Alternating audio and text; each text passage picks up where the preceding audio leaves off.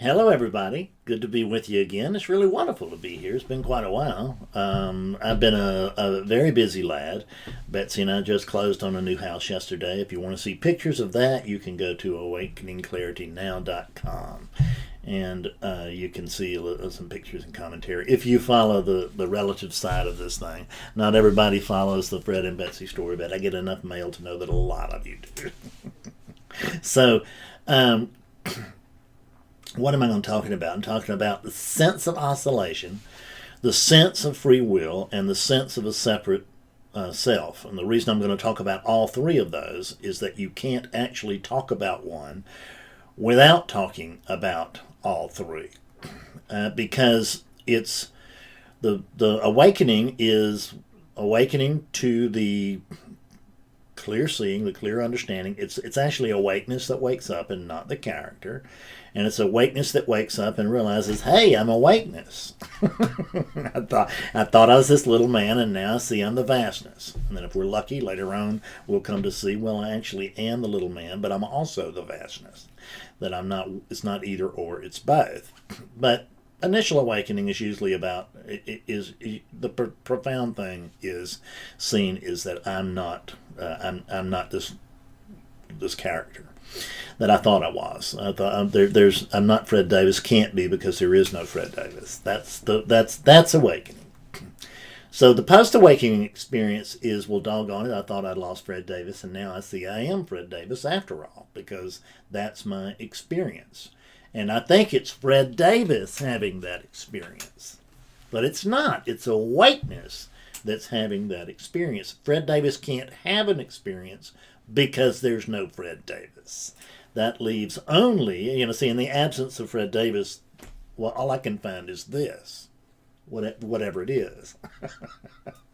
I can find it, but I can't name it. I can tell you that I am, but I can't tell you what I am.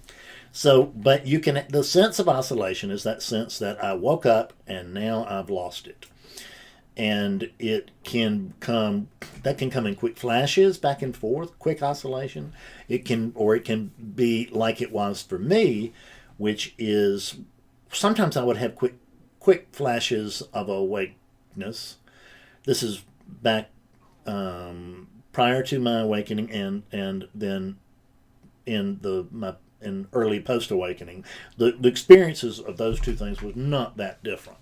Other than the fact that in post-awakening, I knew who I was. I was certain I knew who I was. I just couldn't remember who that was. So, I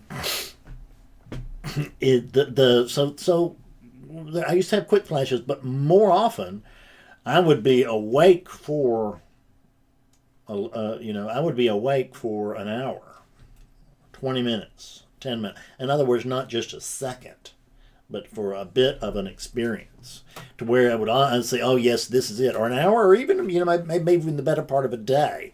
And it's like, oh, yes, this is it. Oh, God, I had forgotten that it was this. I forgot it was obvious. I forgot that, that I couldn't not see it. All these things that make no sense until you've had an awakening. So I would have that, and then I might have days, weeks, months of nothing, right? I had seen something I could not unsee. I knew that, as I say, I knew what I was. I just didn't know. I knew that I was awareness itself, but the sad thing is that the one who knew that was Fred, not awareness. That's what I call the bubble of self-reflection. I have a video on that called The Bubble of Self-Reflection, and I would highly recommend that you read that and watch that in conjunction with this one. There's a sense of oscillation, but let's understand that that's the character's experience, because it is the character that believes he's not awake when there's only awakeness. Everybody's awake. Every neighbor I've got is wide awake. Everybody's exactly as awake as I am, because they are exactly what I am. We're all the same thing. We're all this awake space. It's actually awake space that's talking to you right now, through this Fred unit. It looks like you know, I know there's a Fred Davis YouTube channel and there's a Fred Davis website and Fred Davis podcast and all that, and it feels like you're tuning in to see what Fred Davis has to say or what Fred Davis has to report. But you never, ever, ever going to find out because there's no Fred Davis. There's no possible way that you can tune in to Fred Davis. You are tuning into awakeness, which is coming through a Fred Davis unit and which will speak to you in varying degrees of clarity dependent upon how much present belief there is that, or understanding that I am awakeness and not Fred Davis. In other words, if there's going to be somebody identification here always. Because if there wasn't, you know, it'd be, but I can't, you know, been drinking all day and I'm still thirsty. In other words, what's the problem? Because there's not enough identification to get the drink to my mouth. But there are varying degrees of that. There's going to be that basic, you know, just that physical connection. But there's also varying degrees of experience, and that's what oscillation is. Oscillation is it moves from that living orgasmic. If you get that, some people never get that. Some people get it periodically. I got it periodically, still do. Got it from time to time, which is fun. It doesn't mean much, but it was a lot of fun. I got it this morning in bed with the dogs. It was terrific. We all had a big blast because I don't think they can't feel it. So the sense of oscillation depends on a sense of a separate character, and the sense of the separate character is tied in very closely, as my friend Chris said in Satsang yesterday, and if I didn't know he was going to watch this video, I wouldn't give him credit. I just steal it and say I thought up with it, but I didn't. And he yesterday brought up very brilliantly that how the sense of free will is so closely tied into the sense of a separate self. There is free will. You don't have it.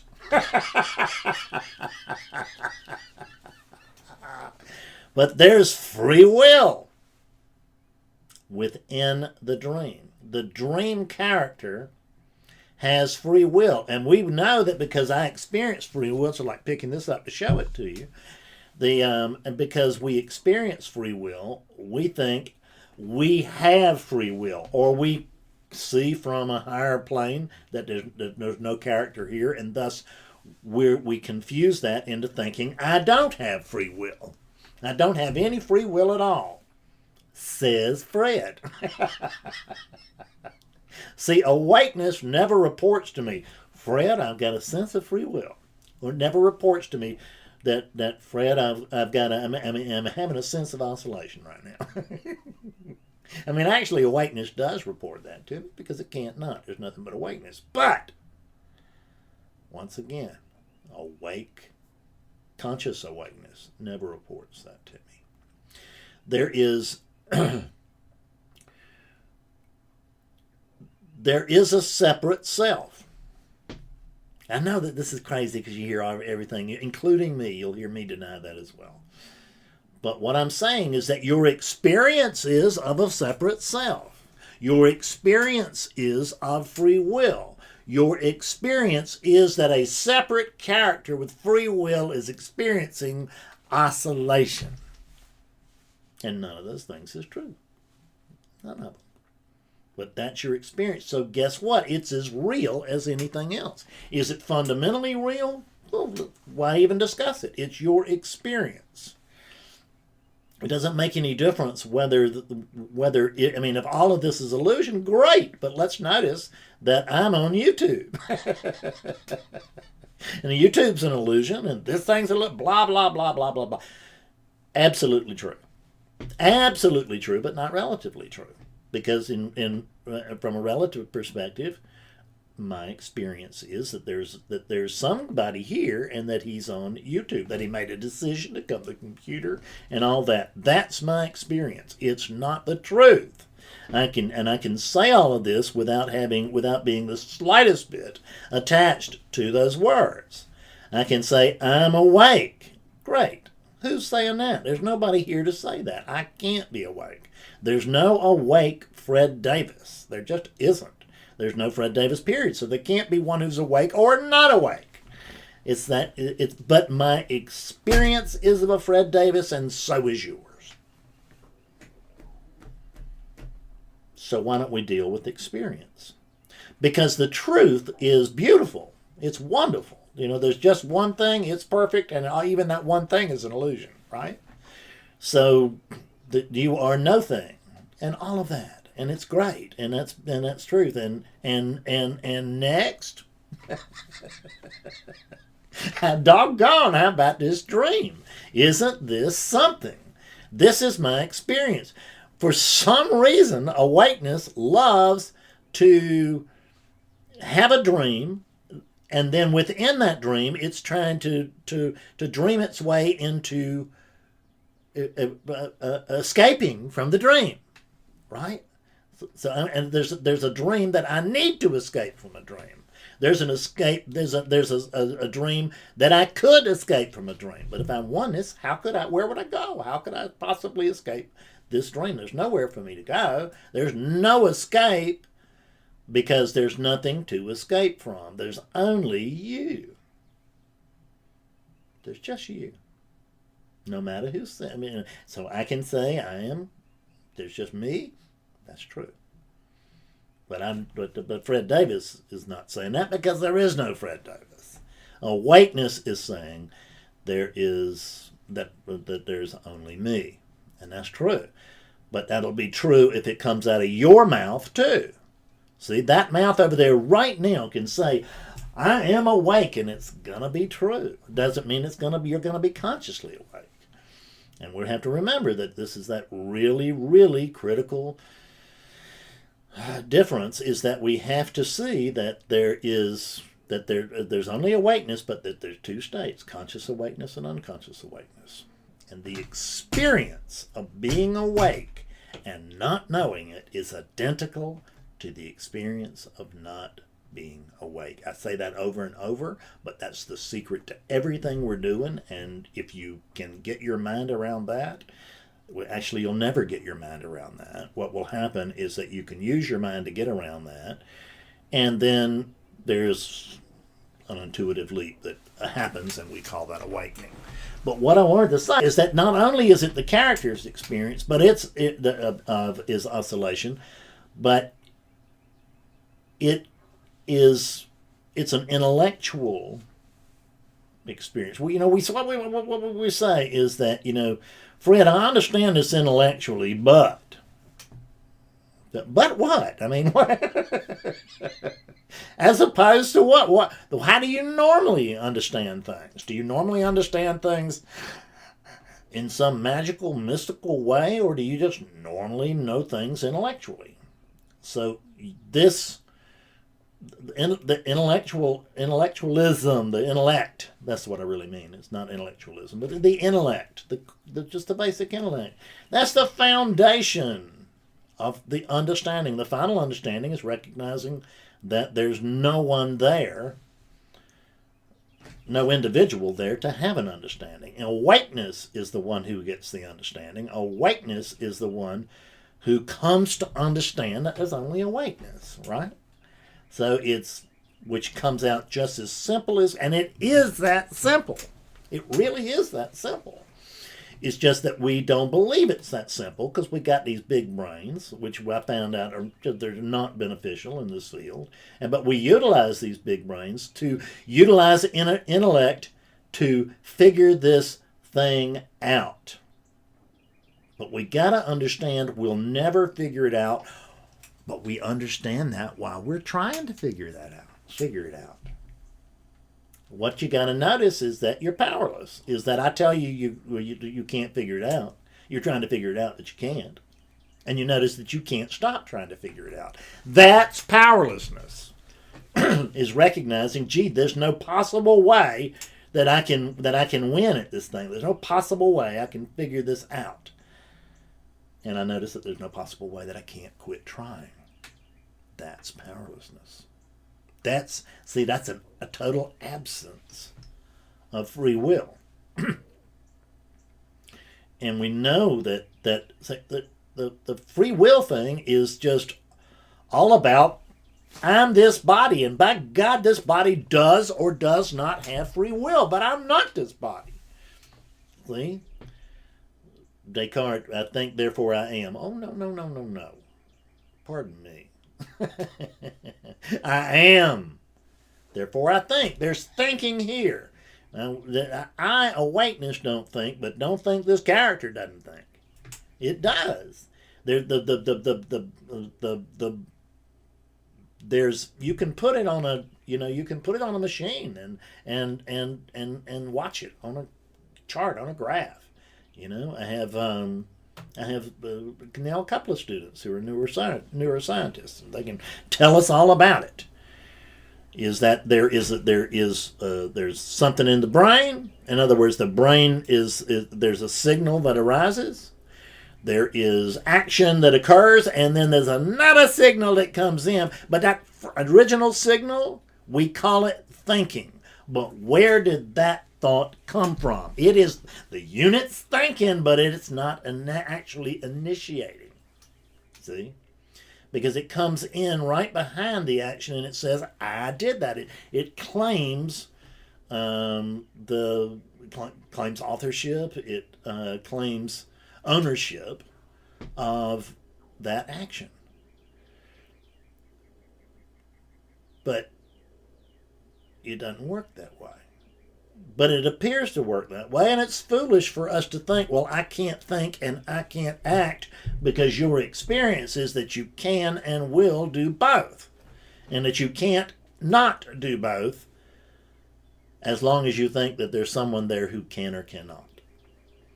What I notice is that I can't possibly do any of these things. I can't possibly be oscillating, which is a worldly experience. Oscillation is a worldly experience. The sense of separation, of a sense of a separate self, is a worldly experience. The sense of free will is a worldly experience. And I am not in the world. Neither are you. How do I know? There ain't no world. But I notice I'm sure experiencing one. You've got to get this paradox down. Because this is the basic paradox, is that gee whiz, there's all, and I really like to point to, David Godman wrote a biography of Papa G, the famous teacher particularly from the 90s and stuff, and he woke up a lot of people, and was a great guy. So, I never met him, sadly. But I have his biography on my bookshelf downstairs, and it's 3 volumes. I mean, David Godman was writing a biography, was writing books on Ramana Maharshi, and he hit Papa G, and he said, gee, I just got to stop what I'm doing for a minute and write a little book on this guy. And his little book turned into 3 volumes. And the 3 volumes of that biography of Papa G detail all of the experiences that the Papa G unit had while it was at least apparently planet side, right? It was planet side, we could say. There's no planet, but we could say that it was planet side. So it details all of the experiences.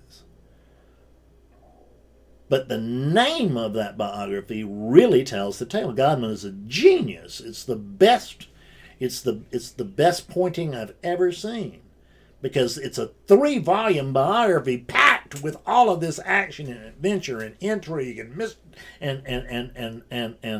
mystery and mysticism. But the name of the biography, of the 3-volume biography, is that nothing ever happened. Boop. Best pointer you'll ever see. Here's all of the experiences that Papa G had. 3 big volumes in a boxed set. but nothing ever happened. Tell me Godman hadn't learned his lesson. Terrific writer, too. I would strongly recommend him. So,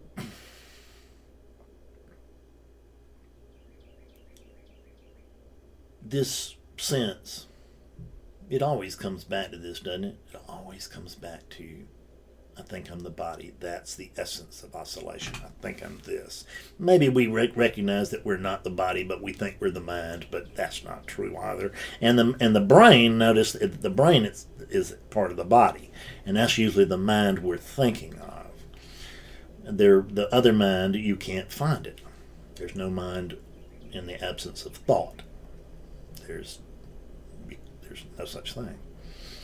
So there is no mind which contains thought, because there's no mind prior to thought. Paradox, paradox, paradox. I feel like I'm feeding chickens, just going out here and throwing out pointers and just saying, well, here's one, and here's one, and here's one, and here's one.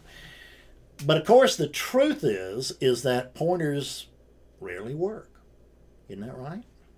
That was my experience. I knew every great pointer prior to waking up, and it didn't. Actually, didn't know one. There was one I recognized after I woke up, and it made perfect sense to me. But I knew lots of pointers prior to awakening, but they did not wake me up.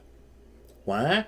Because pointers, when they come in the way that they normally do, they come in the way of words. And this video is coming in the way of words. I want you to notice that I have other videos that are not about words nearly so much as they are about experience. Because this is the key. You cannot come to YouTube and learn about yourself. You cannot learn about, you can't spot. You can't learn about yourself. You can't get wise about yourself or whatever through language, because what you are is prior to language. And since it's prior to the language, all of this is chiefly hopeless. But the funny thing is that all of this stuff that is chiefly hopeless does set you up, sorry about the blur, so it does set you up gives you great context, and it leads you toward the water. You can lead a horse to water, but you can't make him drink. Dorothy Parker, the great American writer, said, you can lead a horticulture, but you can't make her drink. Same idea, right? Is that we can come to, these pointers will get us to the trough. But we got to put our heads in the trough and drink the water, and that's experience, not learning. And what do we, and when we drink, what do we get? We get wisdom, not knowledge. Wisdom comes from what? Wisdom comes from the direct experience of your own true nature. And your true nature is not in the world. It's not a separate self. It's not a separate self, so it can't have free will or not have free will. There is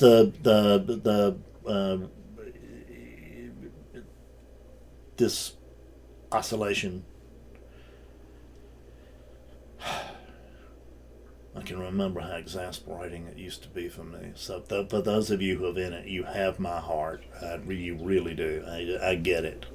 Nobody gets it any better than I do, because I spent 3.5 years in oscillation before I went out and finally got myself a one-on-one living, breathing teacher. Which you don't got to get me, but go get one if you're having these problems. It wouldn't hurt you to get one if you're not, because it can help you avoid the problems in the future. Because this thing is tricky. Very few of us can wake up by ourselves, but I've got to tell you, virtually nobody can clear by themselves. I've never met anybody who can clear by themselves, including me. We all need help. We need those who've gone before. in order to keep us moving in the right direction, meaning that I'm moving into greater and greater clarity instead of moving into this sense of satisfaction that a character gets when it thinks it knows something, particularly when it thinks it knows all about enlightenment. That was this character's experience.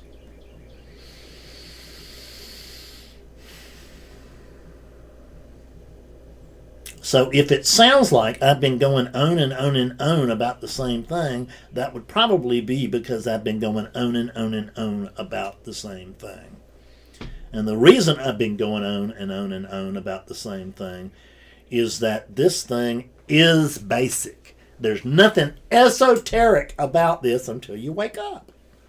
Right? I mean, it really isn't. And then, I mean,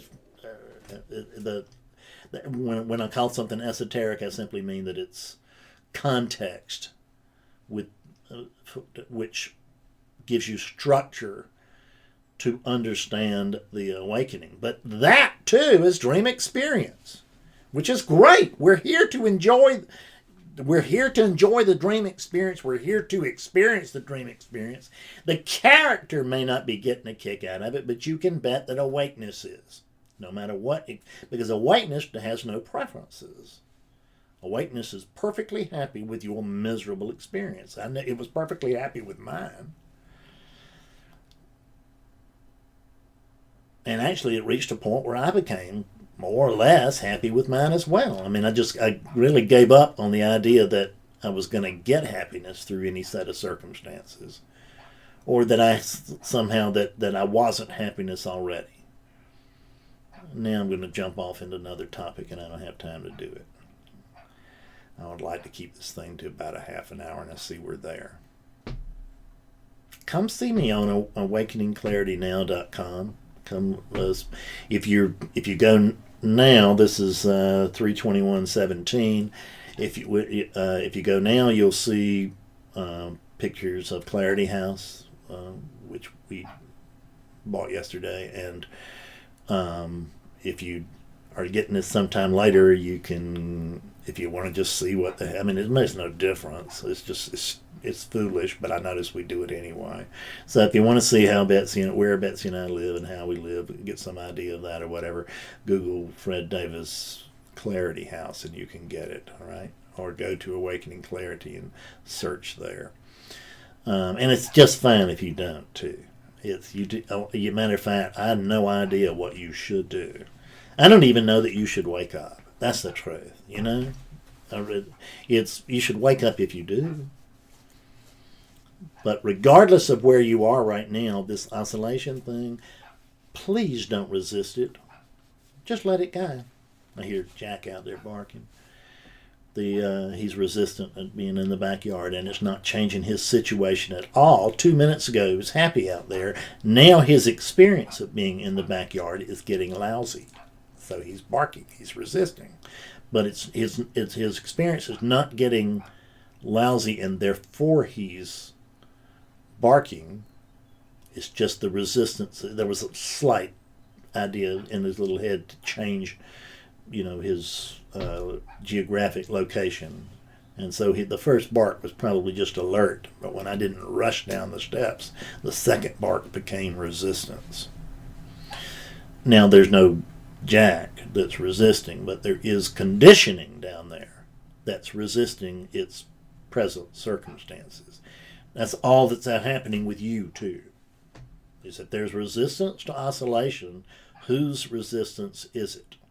The characters. It's the character's experience of oscillation, and it's the character's resistance to oscillation. And the fastest way to make headway toward clearing that I know of is to accept your present experience exactly as it is, which includes this damn oscillation. Notice that it's not a curse. Oscillation is a high-quality problem. About to die here. Oscillation is a high-quality problem. Because if you are experiencing it, means you've already awoken. Great, you're now in post-awakening. It doesn't feel like post-awakening. It feels like used to be awakening and now not. But it's actually post-awakening. Your awakening is happening exactly as it should. It can't happen any other way, in the same way that you've now wasted half an hour here. You couldn't not. Look at it. And I probably have done so too, because, I mean, what? Who cares what this says, right? But I noticed that we've done it, and it couldn't happen any other way. So you can, I'm glad to have you join me on what we might say, trudging our way to freedom. See you soon. Love you.